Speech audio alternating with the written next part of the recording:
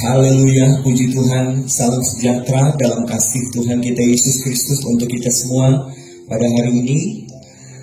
Senang sekali dapat bertemu di hari yang indah dan berbahagia ini, karena kita sama-sama akan berbagi firman Tuhan dan menikmati firman-Nya. Siapkan hati kita yang terbaik untuk bisa ditabur dengan firman yang terbaik. Puji Tuhan, firman Allah pada hari ini saya ambil dalam kitab Mazmur pasal yang ke-33 ayat 18 dan ayat yang ke-19. Saya bacakan untuk kita semua Mazmur 33 ayat 18 dan ayat yang ke-19. Firman Allah berkata begini: sesungguhnya mata Tuhan tertuju kepada mereka yang takut akan Dia, kepada mereka yang berharap akan kasih setia-Nya, untuk melepaskan jiwa mereka daripada maut dan memelihara hidup mereka pada masa kelaparan. Nah, puji Tuhan, ayat yang baru kita baca bersama-sama pada hari ini, sesungguhnya mata Tuhan tertuju kepada mereka yang takut akan Dia. Kita sama-sama tahu penduduk dunia kurang lebih 8 miliar. Dari 8 miliar penduduk dunia, kemudian mata Tuhan tertuju kepada seseorang. Bukankah itu satu hal yang istimewa? Bukankah hal itu satu hal yang luar biasa? Tetapi ayat ini menjelaskan pada kita, ini adalah satu hal yang benar. Ini adalah satu hal kenyataan. Mata Tuhan tertuju kepada mereka yang takut akan Dia. Atau dengan kata lain, Tuhan menaruh perhatian khusus kepada mereka yang takut akan Dia. Berarti saudara kekasih dalam Tuhan, kalau kita takut akan Tuhan, maka perhatian Tuhan itu ada pada kita. Kalau kita takut akan Tuhan, maka mata Tuhan itu tertuju kepada kita. Jadi dengan kata lain, berarti betapa istimewanya takut akan Tuhan. Nah, kalau kita baca dalam Amsal pasal yang ke-8 ayat yang ke-13, Amsal pasal 8 ayat yang ke-13 berkata begini: takut akan Tuhan ialah membenci kejahatan. Jadi ciri dari orang yang takut akan Tuhan itu adalah dia membenci kejahatan. Kalau kita lihat dalam terjemahan lama, takut akan Tuhan itu menjauhi kejahatan. Saudara-saudara, untuk zaman sekarang, untuk hidup menjauhi kejahatan itu tidak mudah. Sebab kalau kita baca dalam Matius pasal 24 ayat yang Matius 24 itu ayat yang ke-12, itu dosa makin bertambah-tambah. Kita begitu mudah sekali untuk berbuat dosa. Kita begitu mudah sekali untuk jatuh dalam dosa.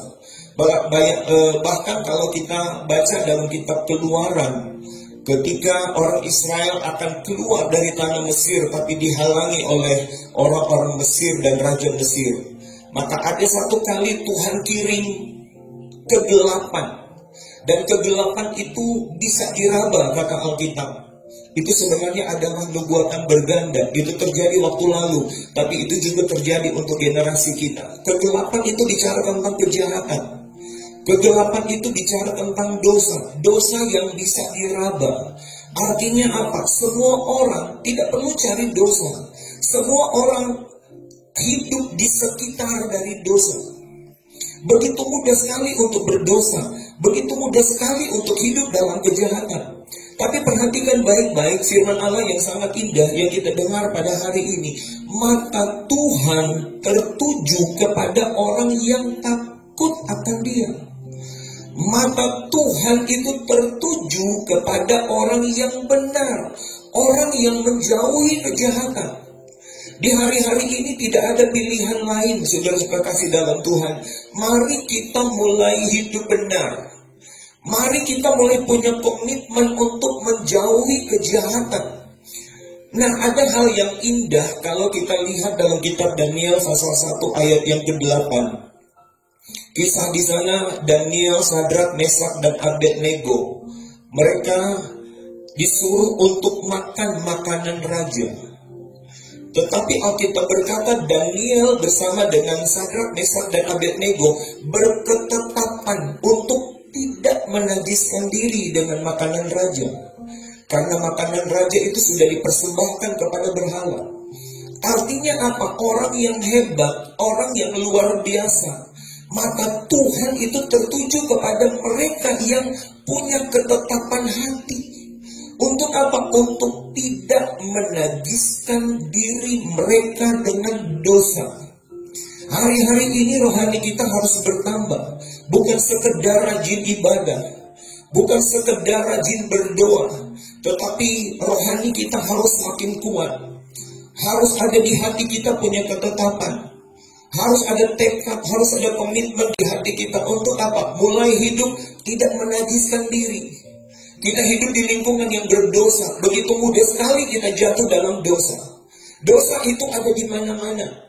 Tapi firman Allah yang kita sudah dengar dan kita baca bersama-sama, mata Tuhan tertuju kepada mereka yang takut akan Tuhan. Hari-hari ini perlu dibangkitkan orang-orang yang takut akan Tuhan. Hari-hari ini perlu dihidupkan orang-orang yang punya roh takut akan Tuhan. Orang-orang yang menjauhi kejahatan.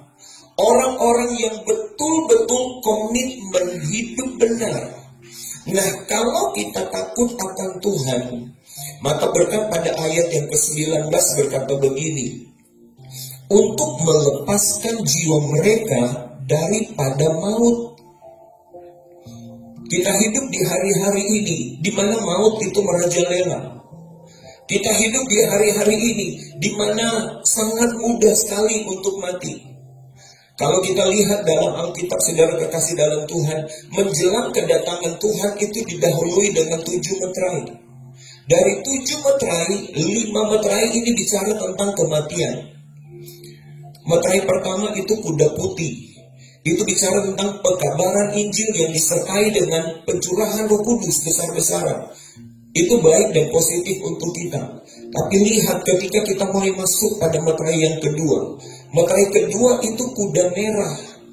Kuda merah ini bicara tentang kematian diakibatkan oleh peperangan.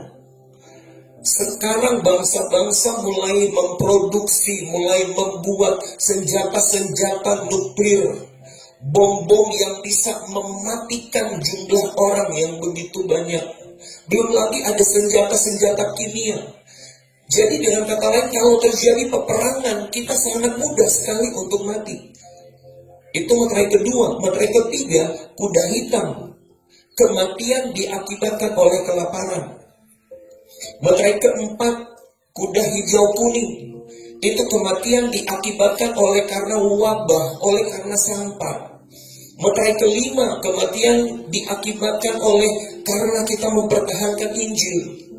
Bahkan kalau kita lihat meterai yang keenam, itu kematian yang diakibatkan oleh alam. Akan terjadi gempa bumi dahsyat. Selama ini yang terjadi gempa bumi itu baru dalam ukuran biasa-biasa. Tapi kalau kita akan tiba pada ukuran firman Tuhan, gempa bumi dahsyat. Saudara bisa bayangkan apa yang akan terjadi akibat dari gempa ini. Akan begitu banyak bangunan itu akan hancur. Ada begitu banyak bangunan itu akan runtuh. Akan terjadi tsunami besar-besaran. Berapa banyak akan terjadi korban jiwa. Bukan hanya itu, akan terjadi matahari itu akan jadi gelap. Kalau matahari jadi gelap, dunia ini akan jadi gelap. Ada orang-orang tertentu yang paranoid dengan gelap. Orang-orang begitu takut dengan gelap. Dan kalau matahari tidak bersinar, ada begitu banyak orang yang akan ketakutan dan bisa mati karena kegelapan. Akibat dari matahari yang menjadi gelap, maka yang akan terjadi kedinginan di mana-mana. Dunia akan jadi dingin. Apalagi yang ada di daerah kutub itu akan beku. Dan lain-lain sebagainya. Kemudian bintang-bintang itu akan berjatuhan. Itu ada dalam Wahyu pasal 6. Kalau bintang-bintang itu berjatuhan dan dia jatuh ke bumi, kita bisa bayangkan apa yang akan terjadi. Apa akibat yang akan ditimbulkan. Akan terjadi kerusakan di mana-mana. Saudara-saudara, bahkan lebih dari itu, langit itu akan digulung seperti tikar. Pulau-pulau dan gunung-gunung akan bergeser. Ini bicara tentang kematian. Tetapi kita sudah baca ayat firman Tuhan dalam ayat pokok kita. Mata Tuhan tertuju kepada mereka yang takut akan Dia. Ayat 19, untuk melepaskan jiwa mereka daripada maut. Kita hidup di suasana yang sangat mudah dengan kematian. Sangat rentan dengan kematian. Tapi ada jaminan firman Tuhan untuk kita. Kalau kita takut akan Tuhan. Kalau kita menjauhi kejahatan. Kalau kita punya tekad untuk tidak menajiskan diri kita dengan dosa apapun. Ada jaminan firman Tuhan. Tuhan akan lepaskan jiwa kita dari maut. Dari kematian. Karena apa? Kita jadi pusat perhatian Tuhan. Mata Tuhan itu tertuju pada kita. Saudara-saudara, bagi saya kematian itu bukan masalah. Sebab kematian bagi orang benar itu hanya berpindah dari dunia ini menuju pada kerajaan yang kekal. Sesungguhnya kita tahu dunia ini bukan Firdaus. Dunia ini lembah air mata. Dan salah satu arti dari ayat ini adalah kalau kita takut akan Tuhan, kalau kita menjauhi kejahatan, kalau kita hidup benar, maka Tuhan akan bebaskan jiwa kita. Tuhan akan lepaskan jiwa kita dari maut. Artinya maut apa? Kematian yang kedua, kematian yang kekal. Tapi Tuhan akan bebaskan kita dari kematian yang kekal, melainkan kita akan mewarisi kerajaan surga yang kekal. Itu sebabnya saudara kekasih dalam Tuhan Yesus Kristus, mari hiduplah dalam takut akan Tuhan. Sejak dari sekarang melewati diri kita, melewati hidup kita untuk selalu punya tekad, untuk hidup benar, menjauhi kejahatan. Ada waktu mungkin kita akan bertemu dengan dosa. Ada waktu mungkin kita ditawarkan oleh dosa. Tapi ingat firman Allah ini. Jadilah orang-orang yang membenci kejahatan. Ketika kejahatan itu datang, ketika ada dosa ditawarkan oleh kita, bencilah dosa itu, jauhilah dosa itu, dan taruhlah tekad di hati kita. Kita tidak akan menajiskan diri kita dengan dosa apapun. Dan kalau hidup kita takut akan Tuhan, maka lihat berkat yang pertama. Tuhan akan lepaskan jiwa kita daripada maut. Kemudian berkat yang kedua, Tuhan akan memelihara hidup kita pada masa kelaparan. Salah satu yang akan menjadi tren pada hari-hari ini adalah akan terjadi kelaparan di mana-mana. Tadi sore saya sempat nonton televisi. Ada penyampaian dari Menteri Keuangan kita. Dia sampaikan lewat layar televisi. Dia berkata, menurut prediksi IMF, Badan Keuangan, mereka memprediksi bahwa di tahun 2020 ini akan terjadi krisis ekonomi. Dan krisis ekonomi ini akan melanda seluruh dunia. Dunia akan dilanda oleh krisis ekonomi. Sebenarnya keuangan dana-dana itu bisa dibiayai untuk pembangunan dan lain-lain. Tetapi semua keuangan sekarang terfokus untuk penanggulangan bencana virus corona. Dan itu telah melanda lebih dari 200 negara. Sampai dengan negara-negara raksasa, negara-negara besar. Ekonomi mereka goncang, saudara-saudara. Dan di hari kemudian, kalau kita lihat dalam kitab Wahyu, salah satu penggenapan yang akan terjadi menjelang kedatangan Tuhan, kalau kita lihat dalam kitab Wahyu pasal yang ke-6, ini materai yang ketiga, kalau kita baca dalam Wahyu pasal yang ke-6, Kita baca mulai dari ayat yang kelima. Dan ketika anak domba itu membuka meterai yang ketiga, aku mendengar makhluk yang ketiga berkata, "Mari." Dan aku melihat sesungguhnya ada seekor kuda hitam, dan orang yang menungganginya memegang sebuah timbangan di tangannya. Ayat yang ke-6. Dan aku mendengar seperti ada suara di tengah-tengah keempat makhluk itu berkata, "Secupak gandum sebinar dan 3 cupak jelai sebinar, tetapi janganlah rusakkan minyak dan anggur itu. Akan datang satu waktu, secupak gandum itu harganya akan menjadi 1 dinar. 1 cupak gandum kira-kira 1 liter kalau untuk kita, 1 liter beras. Dan 1 dinar itu adalah upah kerja sehari untuk orang Israel. Kita cari upah kerja kita dalam sehari 125.000 sampai 150.000. Nah, akan datang satu saat kalau firman Allah ini digenapi, dunia akan mengalami kelaparan. Segala sesuatu akan mulai ditimbang. Ini bicara tentang kesukaran. Ini bicara tentang kelaparan.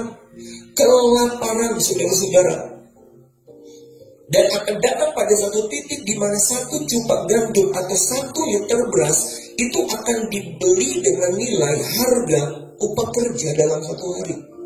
Jadi Anda bisa bayangkan 1 liter beras dan dia bisa jadi kira-kira 125.000 sampai 150.000 untuk 1 liter. Anda bisa bayangkan apa yang terjadi dengan keluarga yang dalam satu keluarga ada 5 orang dalam satu keluarga. Bagaimana dia mau makan pagi, bagaimana dia mau makan siang, bagaimana dia mau makan malam. Dunia akan mengalami krisis ekonomi. Akan terjadi kelaparan besar-besaran. Tapi ada satu janji Tuhan untuk orang yang takut akan Dia, yaitu Tuhan akan memelihara hidup mereka pada masa kelaparan. Tuhan akan tolong secara khusus bagi orang-orang yang takut akan Tuhan. Tidak ada satu orang pun yang dapat menghindar ketika ini terjadi.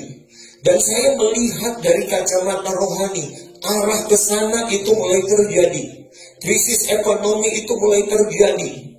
Krisis ekonomi sekarang mulai melanda dunia-dunia, di seluruh dunia. Orang-orang mulai kesulitan untuk makan. Orang yang biasa kerja sekarang mulai di PHK. Ada perusahaan-perusahaan sekarang ditutup karena wabah yang sementara melanda dunia ini. Pendapatan keluarga itu mulai makin lama makin berkurang. Kita lihat arah dunia ini mulai mengarah kepada kelaparan, kesukaran ekonomi. Tapi pegang firman Tuhan, orang yang takut akan Dia, maka hidupnya akan dipelihara oleh Tuhan. Itu sebabnya bagi saya hari-hari ini tidak ada pilihan lain. Mari mulai hidup takut akan Tuhan. Mari mulai latih hidup kita untuk takut akan Tuhan. Saya percaya ketika kelaparan datang, maka mulai nyata perbedaan antara orang yang takut akan Tuhan dengan orang yang tidak takut akan Dia. Sekalipun mungkin ada jemaat yang setia, tetapi sebenarnya kerajinan datang di gereja, kerajinan beribadah, kerajinan berdoa, itu sebenarnya bukan ukuran. Tuhan yang nilai kita, apakah kita takut akan Dia atau tidak. Tuhan yang menilai kita, apakah kita hidup benar atau tidak. Jaminan firman Tuhan ini datang kepada orang-orang yang takut akan Dia. Orang yang takut akan Dia, hidupnya akan dipelihara oleh Tuhan pada masa kelaparan. Hari-hari ini kita lagi berhadapan dengan kematian. Hari-hari ini kita lagi berhadapan dengan masa-masa yang sukar. Orang-orang mulai mengalami kesukaran. Kita akan memasuki pada masa kelaparan. Tetapi saudara kekasih dalam Tuhan Yesus Kristus, ada jaminan, ada janji Tuhan yang memberikan pengharapan besar di hati kita semua. Yaitu kalau kita takut akan Tuhan, maka mata Tuhan itu akan tertuju kepada kita. Untuk apa? untuk melepaskan jiwa kita daripada maut dan memelihara hidup kita pada masa kelaparan. Itu sebabnya latihlah hidup kita untuk hidup benar. Mulai biasakanlah hidup kita untuk berkata tidak kepada dosa. Mulai latih hidup kita untuk menjauhi kejahatan. Mulai ajar hidup kita untuk membenci setiap dosa. Sebab ketika kita hidup benar, ketika kita hidup takut akan Tuhan, maka jaminan Tuhan itu akan jadi bahagian hidup kita. Saya merindukan sebagai hamba Tuhan, sebagai gembala, semua kita baik jemaat maupun seberapa banyak kita yang mendengar firman Allah ini, mari latih hidup kita untuk hidup benar. Mari mulai punya tekad untuk tidak menajiskan diri kita dengan dosa apapun. Mulai latih hidup kita sejak dari sekarang, supaya ketika kematian itu mulai datang di mana-mana, supaya ketika kelaparan itu mulai menjalar di mana-mana, kita akan hidup dalam pemeliharaan Tuhan secara ajaib. Karena hidup kita ada dalam pemeliharaan Tuhan yang khusus. Itu sebabnya renungan kita untuk hari ini, Tuhan tolong kita. Mari bersama-sama kita menjadi orang-orang yang takut akan Tuhan. Mari kita menjadi orang-orang yang membenci kejahatan. Mari kita menjadi orang-orang yang selalu hidup benar, punya tekad untuk tidak menajiskan diri apapun. Dan saya percaya kalau hidup kita ada pada posisi itu, maka berkat Tuhan jadi bahagian kita semua. Tuhan memberkati kita semua untuk hari yang indah ini. Saya rindu berdoa untuk kita bersama pada hari ini. Bapa yang terbaik, setelah kami dengar firman Tuhan, hamba-Mu menyampaikan firman ini dalam kesederhanaan, dalam keterbatasan. Tapi aku percaya Roh Kudus Engkau bekerja dengan tidak terbatas. Sempurnakan tiap firman yang sudah disampaikan ini. Buat semua yang dengar bisa mengerti dan memahami. Sehingga hari ini iman kami bertambah lagi. Rohani kami bertambah satu langkah maju lagi di dalam Engkau. Kami akan menjadi jemaat yang takut akan Engkau. Menjauhi kejahatan. Membenci dosa. Bahkan kami akan punya tekad untuk tidak akan menajiskan hidup kami dengan dosa apapun. Kami mau hidup benar, karena kami merindukan ketika masa kesukaran itu datang, kami ada dalam pemeliharaan Tuhan yang ajaib. Berkati firman ini, meteraikan firman ini di hati kami bersama, supaya setelah firman ini kami dengar, kami akan jadi orang-orang yang hidup berkenan kepadamu, dan Engkaulah yang dimuliakan. Terima kasih, ini jadi doa kami. Kami berdoa bersyukur alaskan di dalam nama Yesus Tuhan dan Juru Selamat kami. Haleluya. Amin. Tuhan memberkati kita semua, tetap semangat dengan Tuhan, punya tekad untuk hidup benar. Maka percayalah, mata Tuhan tertuju kepada orang yang takut akan Dia, dan pertolongan Tuhan akan nyata dalam hidup kita. Tuhan memberkati kita semua. Puji Tuhan. Amin.